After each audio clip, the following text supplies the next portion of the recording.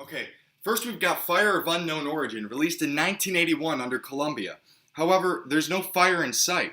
It was drawn by a man named Greg Scott and designed by Paula Scher. Yeah, that's Cher with an S. Who both incorporated the name into the album so completely, all you're left with is 13 men with 3 orbs staring blankly at you, waiting for you to decide to play the album or cut your losses and hide the damn thing to avoid questions why you bought a BOC album that doesn't even have the Reaper. Yeah, BOC, that's what the cool kids call them. If you stare at it long enough, they say you can see their eyes move back and forth. Sorry, I'd have you try it, but you need the physical copy for it to work. Each person's eyes are blue. The background's blue. This is probably when you discover that the shapeless blue orbs are most likely representing oysters. But the album's name, Fire of Unknown Origin, is left out. Perhaps it's intentional to get you to listen to the album, or maybe the artist was self-conscious about incorporating any red into the design, thereby changing the band's name to POC, Purple Oyster Cult. This was the last studio album to feature the original lineup, if that adds any flavor for you.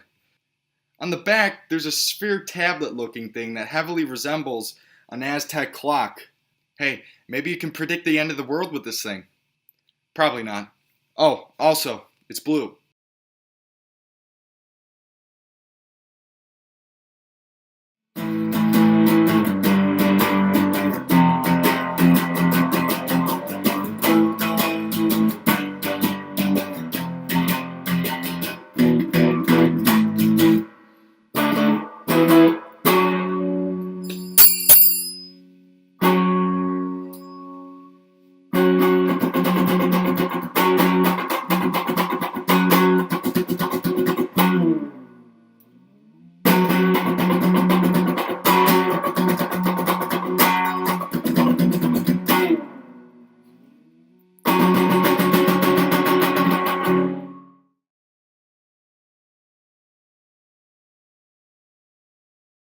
It's 1980, and not much is known about American Noise, except that it's the name of this cardboard box with 5 unsmiling bachelors. The one all the way to the left is someone's stepdad. Next to him is a guy who used to work at Steak and Shake. The other side is a jumble of hair and overalls. And in the middle is a young Neil Patrick Harris. The picture was taken by the 7th member of the band. On the back is even more freshly shaved body shots of the 6 members shown on the front. Oh, and the overalls have sunglasses now. Shout out to art direction Ron Curro and photography Randy St. Nicholas for this piece of music history.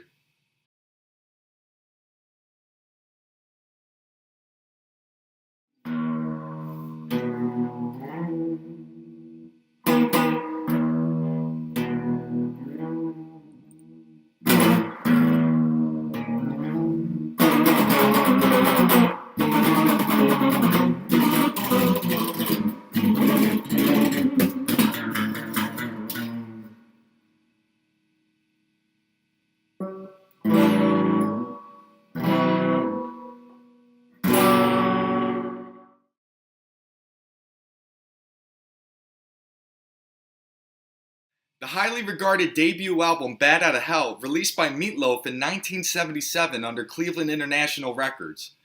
This album cover is crazy. No, not crazy, it's insane. You've got a ripped Simon Belmont riding a motorcycle shooting over a graveyard. I find it amazing that the man on the bike is so flexible he can form two 90-degree angles while limboing backward. What is he dodging from? Maybe it's the life-size bat chilling on the statue behind him. Or maybe he's being resurrected from one of the tombs violently. Maybe his bike has Knight Rider properties and brought him back from the crypt, and that's why he's barely hanging on for life.